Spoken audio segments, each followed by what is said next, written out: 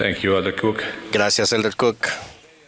Hoy deseo referirme a una de las verdades del Evangelio más gloriosas, gozosas y poderosas que Dios ha revelado. Al mismo tiempo, irónicamente, es una por la que a menudo se nos ha criticado. Una experiencia que tuve hace algunos años aumentó profundamente mi aprecio por esta verdad del Evangelio. Como representante de la Iglesia, se me invitó a una conferencia religiosa en la que se anunció que a partir de ese momento se reconocerían como válidos todos los bautismos efectuados por casi todas las demás iglesias cristianas, siempre que la ordenanza se efectuara con agua y en el nombre del Padre y del Hijo y del Espíritu Santo. Luego explicaron que esa norma no se aplicaría a los bautismos efectuados por la Iglesia de Jesucristo de los Santos de los Últimos Días. Después de la conferencia tuve la oportunidad de profundizar con el líder que dio ese anuncio en cuanto a las razones de tal excepción, y fue una conversación maravillosa y muy esclarecedora. En resumen, me explicó que esa excepción tenía que ver principalmente con nuestras particulares creencias tocante a lo que otras denominaciones cristianas llamaban la Trinidad. Le expresé mi gratitud por tomarse el tiempo para explicarme sus creencias y las normas de su iglesia, y al final de nuestra conversación nos despedimos con un abrazo. Más tarde, al contemplar nuestra conversación, seguí pensando lo que aquel líder había dicho en cuanto a que los santos de los últimos días no comprendíamos lo que él llamó el misterio de la Trinidad. ¿A qué se refería? Pues bien, tenía que ver con nuestra comprensión de la naturaleza de Dios. Nosotros creemos que Dios el Padre es un hombre exaltado, con un cuerpo glorificado de carne y huesos, tangible como el del hombre, y así también el Hijo. Así, cada vez que hablamos de la naturaleza de Dios, de algún modo hablamos también de nuestra propia naturaleza. Y esto es cierto no solo porque todos fuimos hechos a su imagen, conforme a su semejanza, sino también porque, como escribió el salmista, Dios dijo: «Vosotros sois dioses y todos vosotros hijos del Altísimo». Para nosotros, esta es una apreciada doctrina que recuperamos gracias al inicio de la restauración.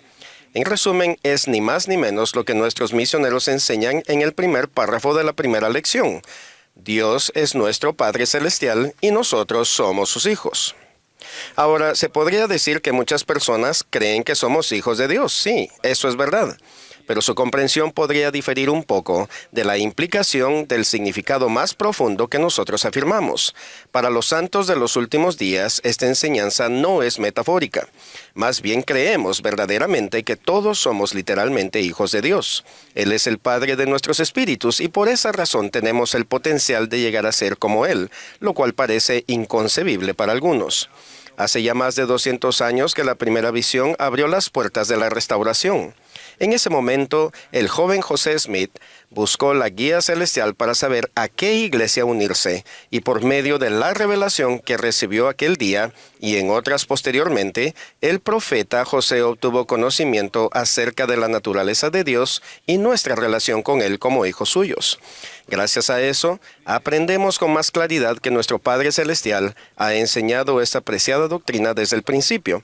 Permítanme citar al menos 2 experiencias tomadas de las Escrituras para ilustrar esto. Quizás recuerden las instrucciones de Dios a Moisés que se hallan en la perla de gran precio.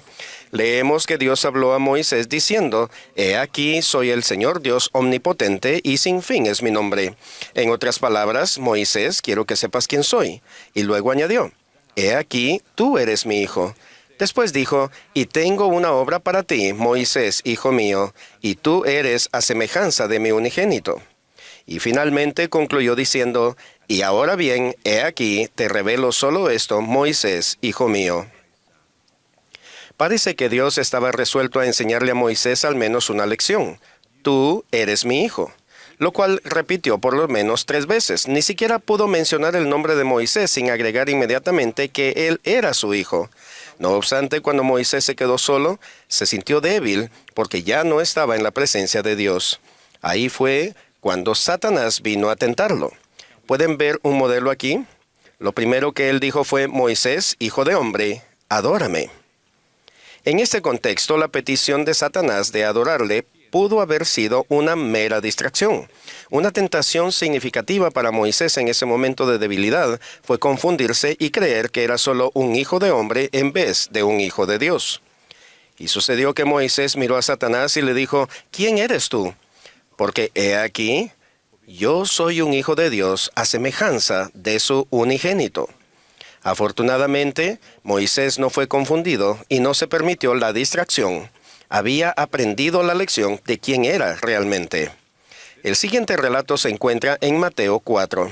Los eruditos lo han titulado Las 3 tentaciones de Jesús, como si nuestro Señor solo hubiera sido tentado 3 veces. No ese es el caso.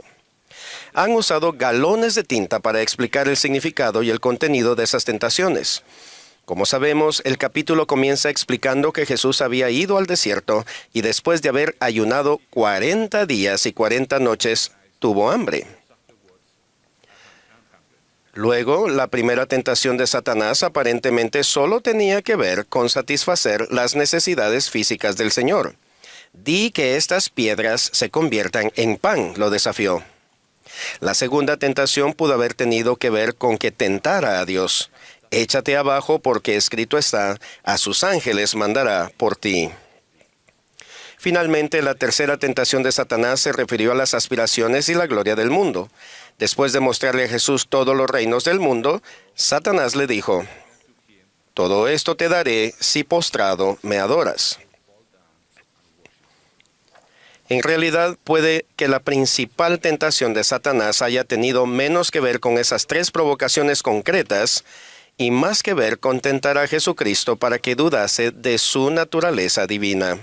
Al menos 2 veces la tentación fue precedida por una desafiante acusación de Satanás. Si eres el Hijo de Dios, si realmente lo crees, haz esto o lo otro. Observen lo que había sucedido justo antes de que Jesús fuera al desierto para ayunar y orar. Encontramos el relato del bautismo de Cristo, y cuando salió del agua, se oyó una voz de los cielos que decía, «Este es mi Hijo amado, en quien me complazco». ¿Ven la conexión? ¿Reconocen un patrón? No hay duda de que cada vez que se nos enseña acerca de nuestra naturaleza y destino divinos, el adversario de toda rectitud nos tiente para que dudemos de ello. ¿Cuán diferentes serían nuestras decisiones si supiéramos quiénes somos en realidad? Vivimos en un mundo desafiante, un mundo en creciente conmoción, donde las personas honorables luchan por acentuar nuestra dignidad humana, mientras pertenecemos a una iglesia y adoptamos un evangelio que eleva nuestra visión y nos invita hacia lo divino. El mandato de Jesús de ser perfectos, así como nuestro Padre que está en los cielos es perfecto, es un claro reflejo de sus altas expectativas y de nuestras posibilidades eternas. Nada de esto sucederá repentinamente. En las palabras del presidente Jeffrey R. Holland, sucederá con el tiempo. Pero la promesa es que si venimos a Cristo, seremos perfeccionados en Él. Eso requiere mucho trabajo. Y no es cualquier obra, sino una obra divina, la obra de Él. Lo bueno es que ese es precisamente nuestro Padre Celestial quien declaró, porque he aquí, esta es mi obra y mi gloria, llevar a cabo la inmortalidad y la vida eterna del hombre. La invitación del presidente Nelson a pensar de manera celestial conlleva un maravilloso recordatorio de nuestra naturaleza y origen divinos, y nuestro potencial destino. Solo podemos alcanzar lo celestial por medio del sacrificio expiatorio de Jesucristo. Quizás por eso es que Satanás tentó a Jesús con la misma tentación desde el principio hasta el fin de su ministerio terrenal.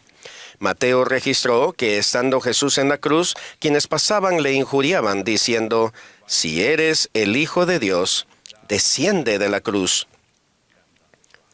Alabado sea Dios que no les prestó atención, mas proveyó la manera de que podamos recibir todas las bendiciones celestiales. Recordemos siempre que el precio que se pagó por nuestra felicidad fue inmenso. Testifico como el apóstol Pablo que el Espíritu mismo da testimonio a nuestro espíritu de que somos hijos de Dios. Y si hijos, también herederos, herederos de Dios y coherederos con Cristo, si es que padecemos juntamente con Él, para que juntamente con Él seamos glorificados. En el nombre de Jesucristo. Amén.